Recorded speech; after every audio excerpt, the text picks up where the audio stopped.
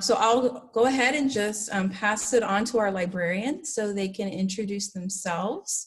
And then later they'll be talking more about Google Scholar, as well as the research guides, and also answering any of your questions. So without further ado, I'll go ahead and I'll pass it on to Nicole first, and then you can pass it on to everyone else. Thanks, Carissa, and thank you, Patrick, for setting this up and letting us get to talk to students and say hey. My name is Nicole Carpenter. I am the research librarian for social sciences, and I work directly with the departments in cognitive sciences and sociology and anthropology. Hello, hi everyone. I'm Brian Williams, and I'm the research librarian for political science and social science, but also criminology and social ecology, and a government information liaison. Thanks for showing up today. Thanks for inviting us. Hey everyone, my name is Annette Buckley, and I am the research librarian interim for economics. I'm going to go ahead and share my screen so that we can get going and show everybody what we have going on today. So hopefully we can all thumbs up, we can see the screen. All right, so this is our library homepage, and I want to talk a little bit about, we had questions about what are UC librarians? I don't know what they do, how to use them as a resource. So first of all, librarians are trained to put things in order so we can find them quickly and easily. We do not, however, understand or read all of the things that we organize. So at UCI, we're linked to different departments like we just talked about, so we can specialize in finding things per subject. That's who we have here today. So first of all, to find librarians, you can go to services at the top and down to subject librarians. So whether or not you're taking a class in Gen Ed or a specific, your home department, you can find us here. And here's some contact information to email, phone, or meet up with us online, especially right now. And we could always do them in person when we get back to being in person. And our main tool to find things is the internet, right? So all of the things that we've paid for and organized, we've put into our catalog. So back here on our library homepage, we have the UCI Library's search bar that will search accessible and not accessible things. It's the discovery of things that can trigger an interlibrary loan request. Now I've already thrown a lot of terminology at you, and here's a perfect place to be confused. So that's why we're talking to you today. It's library jargon, right? So these are the questions we're here to answer. So can I get a book that says no access? What keywords do I use here? What's the difference between a Melville and a catalog and an almost everything? What does all of that mean? So one of the first places you can go to is our general help section. So if you scroll down on our homepage, you can find more information about just, this doesn't necessarily have to be a one-person team. This is our whole library team. So whether or not you need to make an appointment to talk with someone, you have a quick question on 11 p.m. and you're doing your research, you can use our 24-hour chat, and you can also grab our email information here if it's a longer, more in-depth question, and we get back to you within a day or two.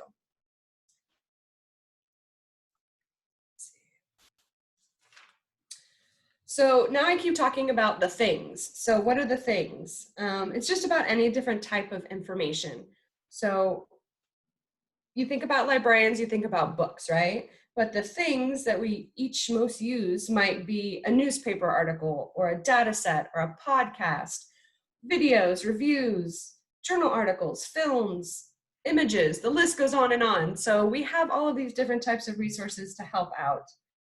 And here on our homepage, you can search directly here. You can also go to our quick links, and I'm going to show you really quick because another top level way to search is to search directly into journals or databases. Like my professor told me about X, but I can't remember it, and you got the first 3 letters of something. You can start searching in our databases to try and find that resource. Now library search, which is what we're in right here, and most databases allow you to search and filter results over and over again. But first deciding what you want out of a search will help narrow down your results, because less results equals more targeted resources and more on-point things. So let's do a quick search for student success.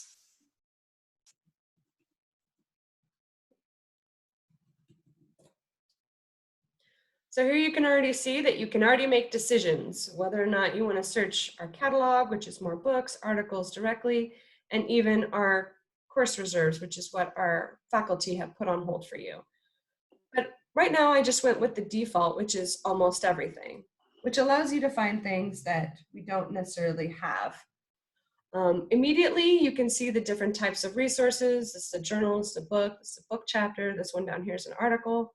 But you can see all of your search capabilities on the left. So I'm gonna first try and find something that we don't have. So I'm gonna go ahead and select a couple of different things, maybe even pick a subject. And then I'm gonna select a publication date that's a little bit older, because then we have less chance of owning it.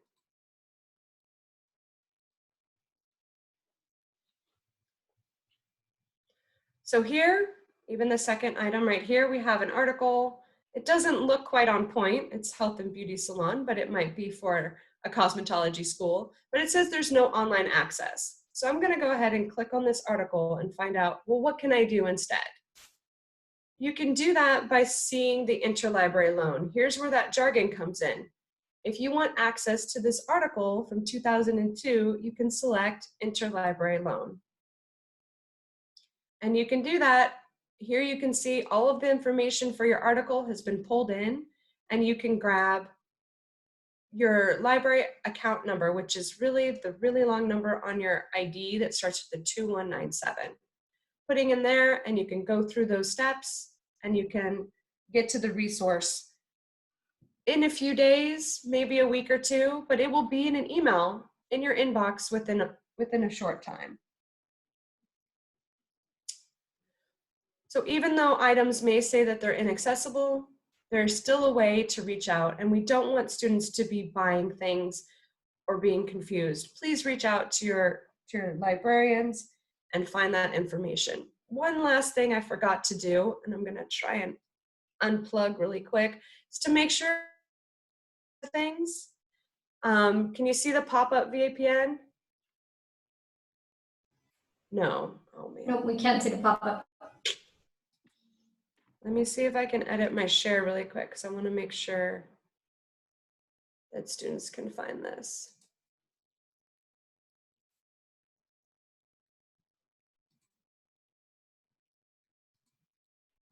How about now? All right, so here I can't get into the site. Let me refresh. I'm trying to get to something on our library catalog, and it's going to give me our pop-up warning that says, hey, you're not on VPN, what's going on? So I'm going to grab my VPN and I'm going to hit connect. A lot of students are having trouble because they were on campus and they might have been in a different group. So by paying attention to this VPN access and making sure you're on the part that says UCI full, put in your user net ID and your password, and that will get you back on the right track, and you should have full access again to all of UCI Library's information. Well, there you go.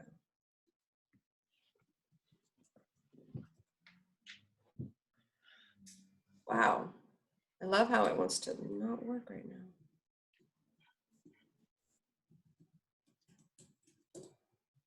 There it goes. So if you're having any trouble resources, just double check that you're on the correct VPN and you'll be able to keep on searching. That's a little bit more for how to use our homepage, how to find us, and how to get started. I'm going to go ahead and stop sharing and let Annette or Brian take over. Annette, did you want to jump in with the research? You were going to do research guides focus? Yep, sure thing. All right, so hi everyone. Let me go ahead and start sharing my screen with you as well, and just get into what research guides are and some of the cool resources that you can find on there. So starting to share my screen. So on here, I'm going to start from the UCI Libraries homepage, and which Nicole, went over a lot of great features on there. Just as a little, in addition to what she was saying, just to piggyback on the VPN, if you do have any questions, you can click on this Connecting FAQs link, and that will open up a guide that we've made with, directions for accessing or troubleshooting. All of that's available here. So if you have any VPN questions, you can go there to find some good information. So if you're starting your research and you don't necessarily know where to begin, then the greatest place to start is on one of our research guides. We have here a couple links for research guides. One of them is this link called Databases to Get You Started. So if I click on this link, you'll see that we have a bunch of great databases for every discipline. So a database like Academic Search Complete, Web of Science, Scopus, JSTOR, these are great for all subjects. If you wanted to get specific into social sciences, then you can go to the social sciences tab and dig into some of these databases as well. So I'm going back to the homepage now, and I also want to point out that beneath Databases to Get You Started, we also have a link here that says Research Guides. So Databases to Get You Started is one of our research guides, but in addition to that, we have many, many more guides. So let me zoom in a little more here so you can see. So we have guides by subject, guides by course. Sometimes librarians will create guides specifically for a class. You can also find guides by your librarians. So if you wanted to know, well, which guides belong to Nicole, then you could go here and look up Nicole and see which guides she owns. So that's available. And if I go back to the research guides landing page, the way that this is set up is it's organized by major and by school. And so you'll scroll down here, you can find your school, and then you can click on your specific guide. So for example, if I were to go to social sciences, the economics librarian, so I can show you the economics research guide. And the reason why we have these guides, it's to make sense of all of the information that we have out there, beyond Google within the libraries. So the catalog, which Nicole was showing you, is great if you're trying to maybe discover a particular book or a journal or an article. But if you say, well, I want to know what are the resources associated with my discipline, then that's where you want to go to these research guides. You'll find on here a mixture of databases and resources that we find out there also through Google. We librarians love Google. We use it all the time as well. So you'll find maybe links to think tanks and government websites, nonprofit organizations. So content that we feel is credible, that students and faculty and staff can use in their research. That's what you'll find on research guides. So those web resources, scholarly journals, news content, all of that's on here. And these guides will vary by discipline, so no two guides look identical. So I'd encourage you to take a couple of minutes to explore the guide or guides that are associated with your discipline. And that's where you'll also find our contact information and links to book appointments with us and such, in addition to the page that Nicole showed earlier. Okay, so I'm going to go back to the research guides landing page for just a moment. There's one guide that I really want to dig into, which I think is appropriate for all students, and that's under the More Guides link here. So you'll see that we have, these are guides that are not necessarily associated with any one discipline. They're sort of thematic, like, okay, if I want to find more information or I want to learn about something, or if I'm getting a little more advanced, I want to share my research. We have all of these thematic guides. The one that I want to point out right now is the News and Newspapers guide, because we at UCI are very fortunate to have a couple of amazing newspaper subscriptions, and you should definitely take advantage of those. So the first one that I'll point out is New York Times.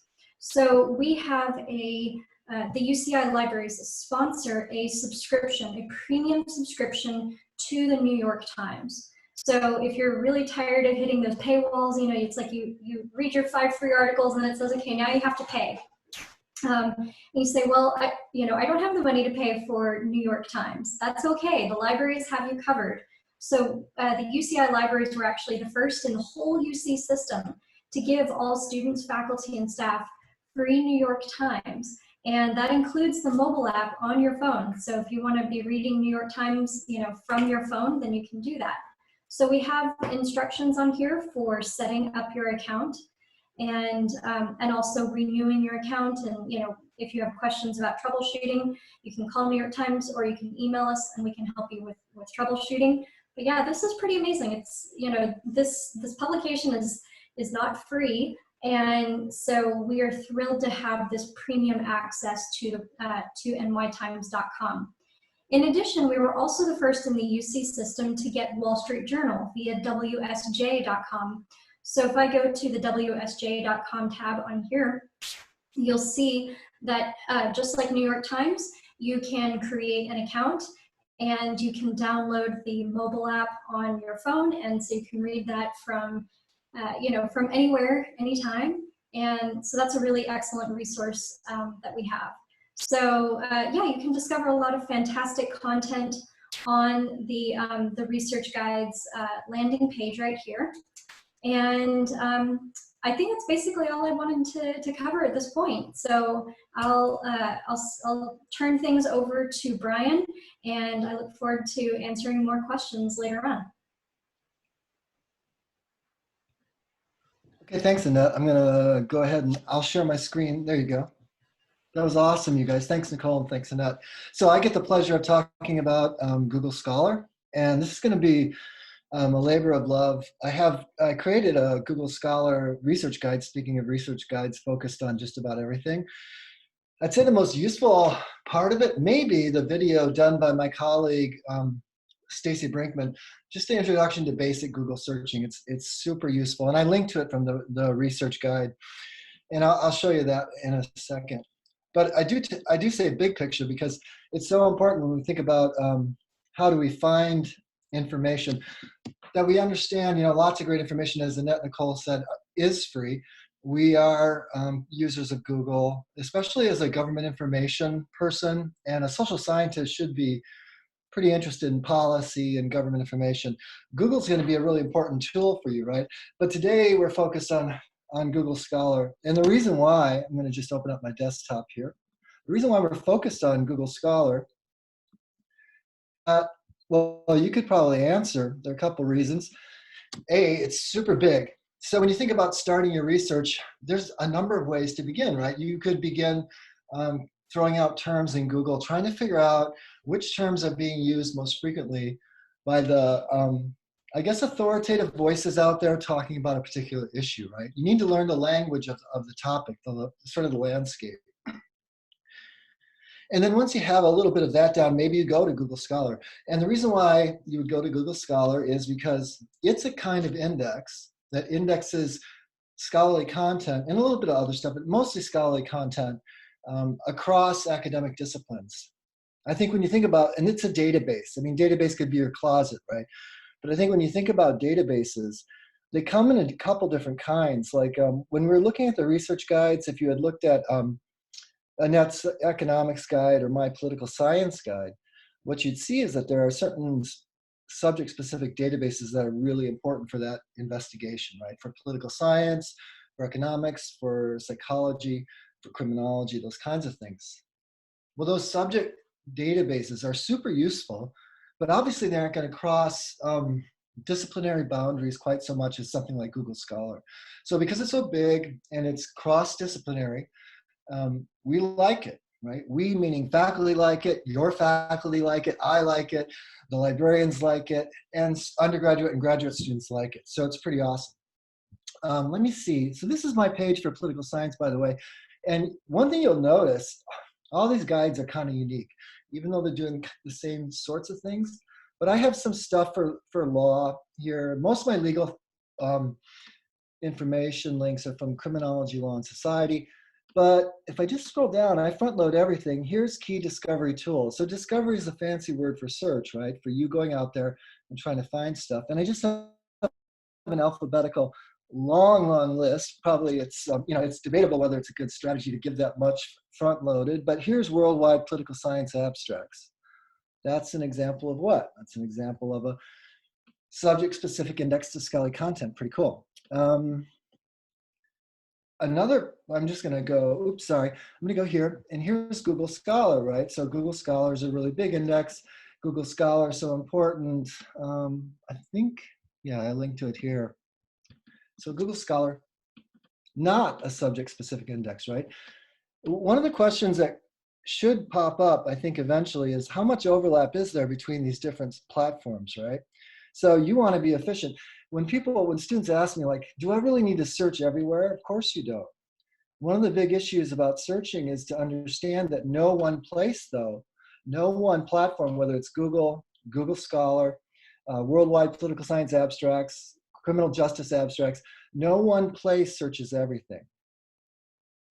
Even beyond that, there's the dark web. If you're searching Google, there's the sort of the web that you can only access if you're, say, a UC affiliate, those parts of the web.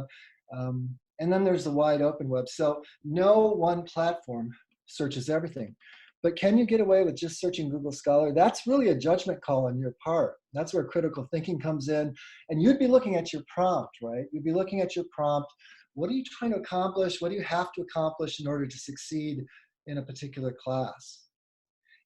So you could maybe get away with only searching Google Scholar. It's possible. I would recommend it, especially for you all, to explore other databases, but it's a great place to begin. And I would say you could start there, right? So that's it. Another question, someone mentioned JSTOR as being super fabulous, and JSTOR is fabulous. JSTOR stands for Journal Storage, and it's an archival database, right?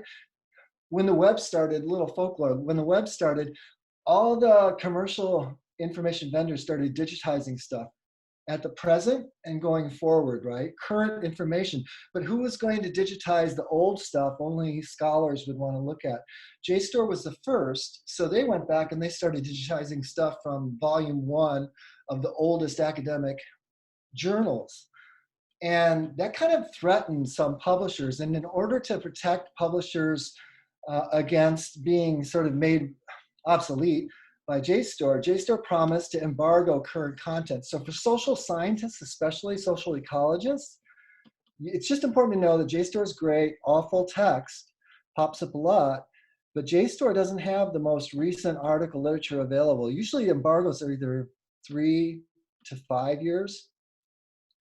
And when you're thinking about authority, like what makes a great article for your research, currency is one of those balancing tools you use to assess, how good is this for this particular question. So JSTOR is fabulous, all full text, pops up a lot, but every database actually has its little warts that are kind of hidden. So just remember that if you're using JSTOR exclusively, you're probably missing the most recent content for whatever that subject issue you're exploring. And I'm happy to answer questions about that after this. So I've already talked about overlap. Yes, there's overlap. Does that mean you need to search in more than one place? That's a judgment call based on the requirements of the completeness of your search. Right now, I'm going to go back. Sorry to jump around. And this is the Google Scholar, my Google Scholar page. Here's the great, simple Google Scholar basic searching video that Stacy did. I recommend you watch it if you're confused after this class. And up here, though, you can get into some real detail about Google Scholar. It does a lot of things, and I'm just going to show you some of the best things it does for people like you, students trying to learn how to discover scholarship, either in undergraduate classes or if you go on to graduate school and graduate classes. Okay, so I have, let's see. I'm going to go here really quickly. So can you all see that over here in the right-hand column? That HTML NIH hyperlink, that's a link that tells me as a researcher that this article, which is published in something that begins with Psychiatry Research from 2014, this article is open access. Anytime you're searching in Google Scholar and you see a link in the right-hand column, that means, let's say you messed up and you didn't authenticate using the VPN before you jumped on. It really wouldn't matter if you could look over here and see an open access link, because that's free to everyone. That happens a lot because there's an ethical argument that science that's funded by public sources, taxes, et cetera, right? That shouldn't be hidden once it's completed, since it was funded by everybody. So that's why open access is a really important development in publishing. This link is interesting. Elsevier is the name of one of the most well-known and expensive publishers on the planet. And if I go there, you'll see all kinds of, fantastic value-added information. Here's the download PDF. So you can read HTML or download PDF. Here we have, I have my images in the way, recommended articles. Let's see, how can I move this? Here we have recommended articles, sporadic and family. So recommended articles would mean what? It would mean the vendor's algorithm is sort of identifying relevant research that you might also be interested in. Well, why would they do that? They do that because this area of publishing is really dog eat dog. It's a corporate industry that's worth billions of dollars, and they're trying to provide as much value-added content to major library systems like the UC so that we'll subscribe, right? This is value-added content. This isn't just an article. That's why we're going to charge you $1 million for this journal, blah, blah, blah. So all kinds of things going on in the background. Here's Citing Articles 51, right? What does that mean? That means articles citing. We'll check back with that in a second. So when you go to a scholarly article published by a peer-reviewed journal, which means faculty from around the world who are sort of known for being knowledgeable in a particular subject area, sit on the editorial boards and vet the research before it's published. Well, those peer-reviewed journal articles are really, really interesting, and you can really get into them. Every journal published has a metric, some kind of ranking. Every article sort of has a ranking by its number of citations and things like that. What is its impact on the information universe or network or matrix, I like to say. Okay, so this is, we're going to really look at this real quickly. This is super important, right? So this is an article that a student of mine emailed me and couldn't get the full text to. So I had the chance to explain about the open source option up here, and also explain how you need to use the VPN to authenticate. But the information down here is really important. I'm going to skip the start, but I bet everybody out there in undergraduate student land doesn't know that if you're looking for a citation format, APA is probably the most frequently chosen format for social scientists. Google Scholar does a pretty good job with this automatic generator right here. Many databases do this, by the way, and a site like Elsevier, where we were a moment ago, I bet if I looked around, there would be a citation formatting option there. So that's right there, little quotation marks, hidden in plain sight, you'd never know it. This, cited by 70, what does that mean? Cited by data. So this is a big deal for me because this is a peer-reviewed article. If this were on my topic, let's say I was really interested in depression or like mood, anxiety, personality disorders among college students, you guys, right? This article, 2014, it's pretty current, scholarly journal, cited 70 times. So that means it has a pretty, it's been talked about in the scholarly communication channels, and people are referring to it when they publish articles that are even more current that are discussing this issue, right? So if you were like asked to do a really thorough literature review, if you guys become PhD students, God forbid, you'd be asked to do a literature review on whatever it is your topic is, your focus, as you imagine it on your graduate thesis. And that would have to be really complete. And cited by data is a shortcut to understanding what everybody in the very most recent years or months is having to say about your issue. And the reason it works like that is because someone writing about an issue related to the issue I published my article on. Let's say I was the author of the mood article we were looking at. Well, they should encounter my article in their research studies and cite to it, acknowledging that they're aware of it, that it has some import, and they may not say very much about it, but that's sort of what a literature review does. In this case, what I'm doing is I'm allowing myself to show and get more relevant articles. It's basically, for you guys, it's a shortcut to getting even more articles quickly. So that, that cited by data is time travel, moving from the date of publication 2014 up to the present. If a 2020 article had been published that cited our article, it would be showing up right here. Just because your article doesn't have any cited by data doesn't mean it's not helpful to you as a researcher. You have to be really sort of self-serving when you research, even if it's not cited. If it's a great article for you, it has a lot of work cited embedded in it, so you're going time travel back in time, all the works the author used to build their research, you find some utility in that. It doesn't mean the article's not good, especially as articles get more current. Quite common that articles won't be cited very often. So related articles, I'm going to step away from that cited by. Related articles, of course, it is what it is. Google algorithm, just picking up articles that the algorithm thinks fits the same profile. So I'm just going to look at this one. We'll see if we win. Full spectrum of psychiatric disorders related to foreign migration, a Danish population-based cohort study. So that's showing you how specific articles are. It doesn't really, strike me as being specifically of interest to me. What's this? So this one, though, mood or disorders in first and second generation immigrants, systematic review and meta-analysis, might be really interesting, right? That looks very closely linked.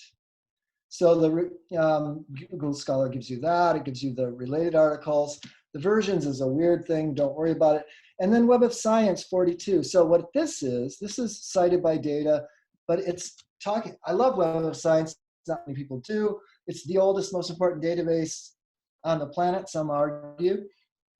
And the reason why I like it when you're thinking about it in comparison to Google Scholar is it does just what Google Scholar does, but in a traditional sort of field searching way. This is an old-fashioned search engine where you can't just type in your words without using what are called connectors. I'm not going to go into that now. But basically, because it's a really old scholarly content index, the number of citing articles, you can see it here, Citing Articles 42, in Web of Science is always going to be much smaller than the number of citing articles in Google Scholar. Google Scholar is just more inclusive. It's really big, right? So this is another way to move on from your research.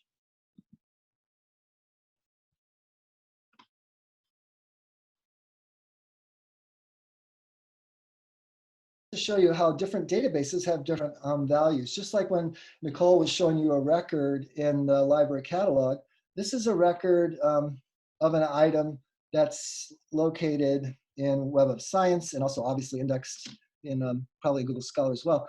And these kinds of records often have subject headings that are hyperlinked.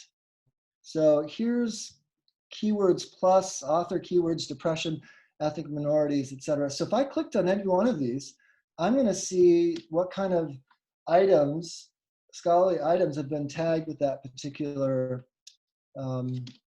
tag in Web of Science. So you can move from one place to the other. It's super helpful. I like Google Scholar a lot. I would say the one thing I didn't mention is, this doesn't really matter too much, but you can get all kinds of good stuff on the 3 dashes here. Here's advanced search. So you could do an advanced search right off the bat. But if we said like this, and I promise I'll stop soon, needle exchange, and look, it remembers my search before, but it's trying to suggest things that have happened before. This is a machine that remembers, right? Google Scholar. So I do that, and now this is the great, like JSTOR, right? What's JSTOR's weakness? It has an embargo, right? You have to be aware of. What's Google Scholar's weakness? Well, however the algorithm works, I don't think Google Scholar values currency very much. I think because of the way the cited by data works. Older articles often float up to the top, unless you're doing a search where the term itself is so current, you don't have to worry about getting dated material. But look at the dates here on page 1 rank. 1997 is number 1.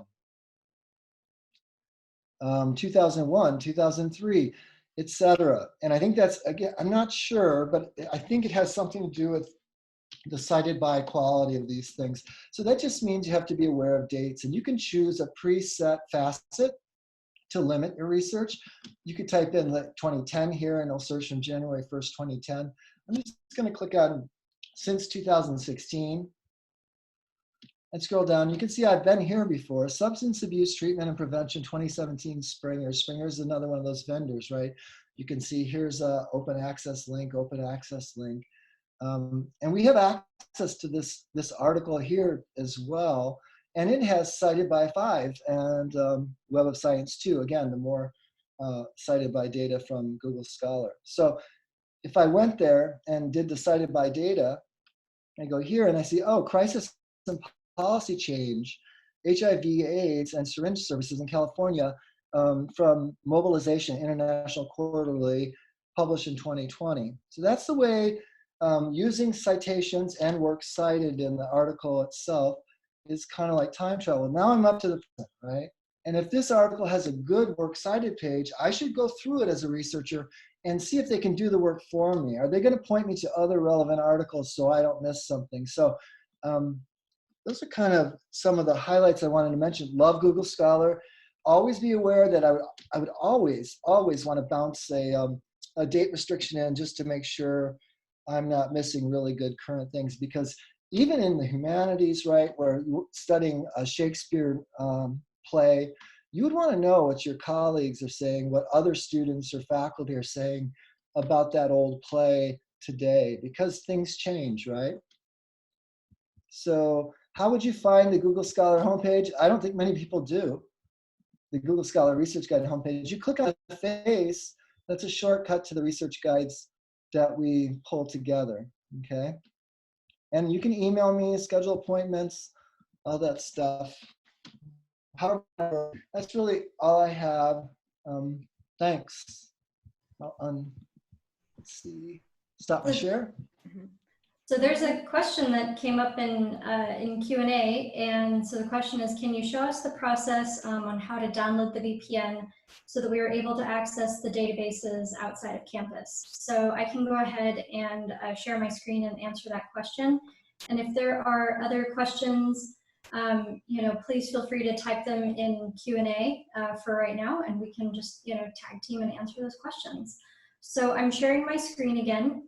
And you'll see at the top of the UCI Libraries homepage, there is a link here to connect from off campus. So that's what I'm clicking on right now. And that will take you to our information on the VPN. So there are 2 types of VPN. There is a web version and a software version. So you'll see we do have some information about the web VPN down here, but I really recommend downloading and installing the VPN software. The web version is clunky and it does not play nice with all of our databases. So what you want to do is go to this download page right here. The URL is lib.uci.edu/connect. There's a link to download this. This will take you to the OIT website. And then we have video tutorials that you can watch on your own time. So one for Windows, one for Mac. And then there's also an option for the mobile VPN. And remember, if you do have questions about connecting remotely, if something on there isn't answered, you can always contact the OIT help desk. Or if I go back to the UCI Libraries website, this connecting FAQs document will help you with, again, downloading, setting up, and troubleshooting with the VPN. So there's a question that came in, do we have access to these resources after graduating or leaving UCI, like the New York Times subscription? So you have access to these resources while you are a current UCI student. If you were to, and with the New York Times and with Wall Street Journal, you'll be required to renew your account, I believe, once a year. So if you were to renew, like right before you graduate, then you would have access, I think, for about a year afterward. In the case of Wall Street Journal, if you go to the WSJ tab, they do have information on there for alums. They do offer a discounted rate, so you'll receive an email from Dow Jones about that. But otherwise, the remote access to these resources, to these newspapers, is for current UCI students, faculty, and staff.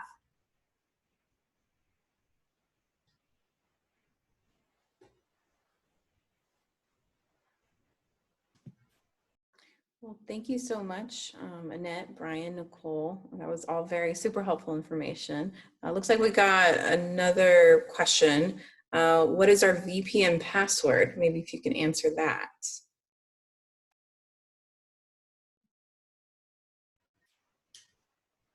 Yeah, I can answer. Oh, sorry. I was just going to say. Let's answer it. Yeah, I'll go ahead and answer. Your VPN password is your UCI Net password. It's your login. So your VPN, it's really, you need to choose UCI full when you're opening the software, and then it'll ask you, it'll remember your UCI Net ID, and then your password will be what gets you into activates the VPN product.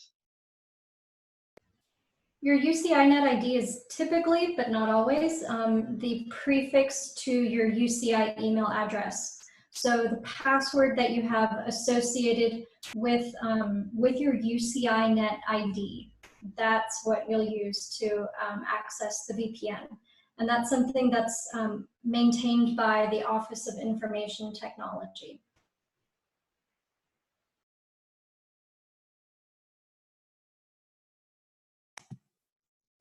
Great, and continue to ask any questions right now. But in the meantime, Annette, Brian, and Nicole, I was wondering if maybe you can talk a little bit more about how students can meet with you virtually right now, in specific office hours that you might have, if possible. Annette, since your window is still open, will you walk them through the pop-up so they can see our availability? Let's see here. I can stop sharing if you want to demonstrate that. So are you referring to the about page?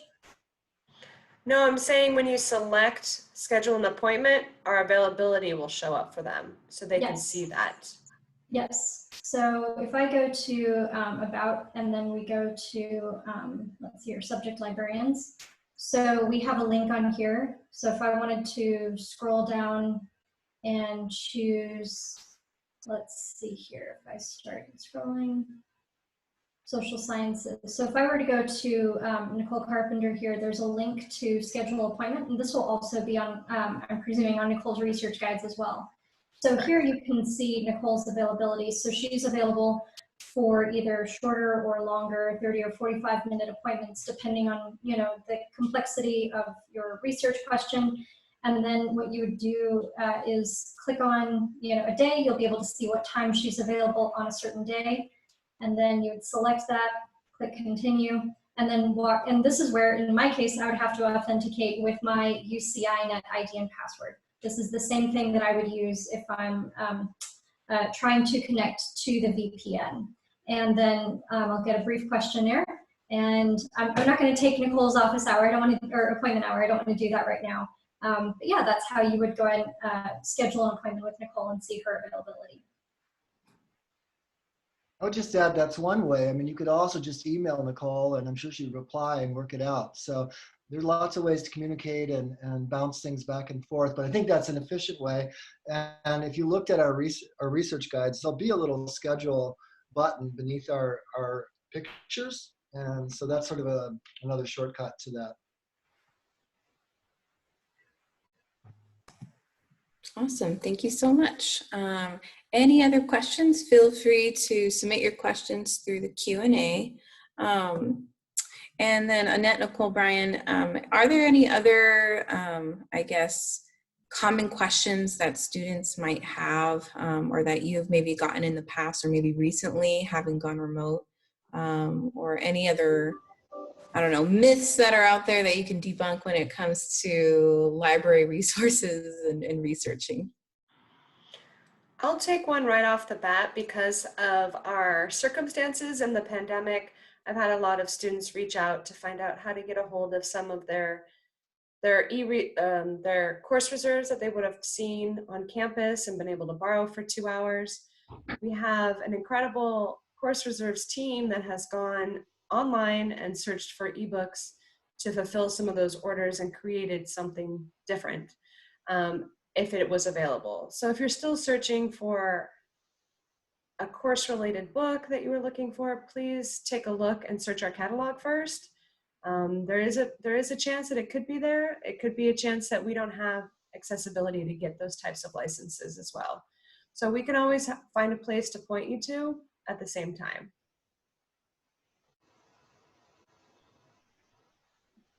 Yeah, I would just add that with ebooks being so critically important, there's an amazing, massive mass digitization project called Hottie Trust. It's not very easy to recall, and I'll spell it for in a sec. But Hottie Trust is like Google Books, only it's not. It's basically the most important university or largest university libraries in the world digitizing their collections full text. So you'd think that sounds like, wow, so we'll have access to millions of things.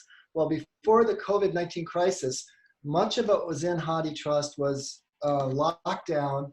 And even though, say, the UC Irvine had a print copy of a particular title, we couldn't access that digitized version because of copyright concerns. But since the COVID-19 crises, Hottie Trust took a chance and did a great thing. They created this emergency temporary access service, ETOS, that allows you to it opened up over 13 million books to full text searching. Pretty remarkable stuff. It's another case though, if you don't log in, you can go to hottietrust.org and search, but if you don't see that login button at the top and do that so the database understands you're a UCI affiliate, you're not going to get the temporary access items full text. So this is a part of the web that's invisible, right, to most people. But for you guys, you're going to have over 13 million books that wouldn't normally be available free as ebooks through this platform. Pretty cool.